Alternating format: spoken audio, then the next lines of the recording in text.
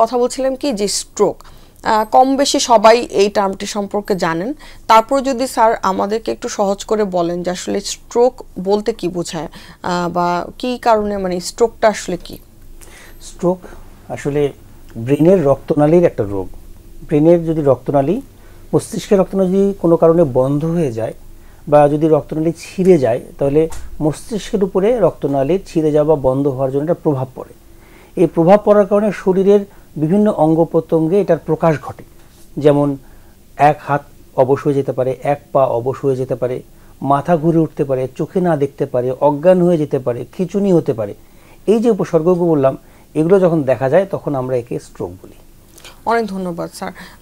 ফার্স্টে বলছিলাম কি যে স্ট্রোক এবং হার্ট অ্যাটাকটাকে আমরা অনেক সময় মিলিয়ে ফেলি। অনেক সময় দেখা যায় যে হার্ট অ্যাটাকে মারা গেলে আমরা কালের বিবর্তনে বলছি সে স্ট্রোক করে মারা গেছে। তো এই জিনিসটা এরকম হয় কেন? মানে এই দু ধরনের বিষয়টির মধ্যে যদি আমাদেরকে ডিফারেন্সেসটা একটু বলেন। আসলে এটা প্রথম থেকে যখন হার্টের চিকিৎসাগুলো নিয়ে ব্যাপক প্রচার হয়, তখন মানুষকে বোঝানোর জন্য অনেক সময় হার্ট অ্যাটাকটাকে স্ট্রোক বলেই বলতো, হার্ট স্ট্রোক।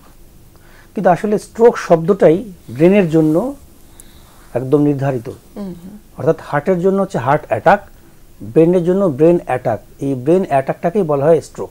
অর্থাৎ স্ট্রোক শব্দটা যখন ইউজ করবো তখন আমরা বুঝবো যে এটা ব্রেনের মধ্যে কোনো রক্তনালী বন্ধ হয়ে বা ছিঁড়ে গিয়ে কোনো দুর্ঘটনা ঘটছে।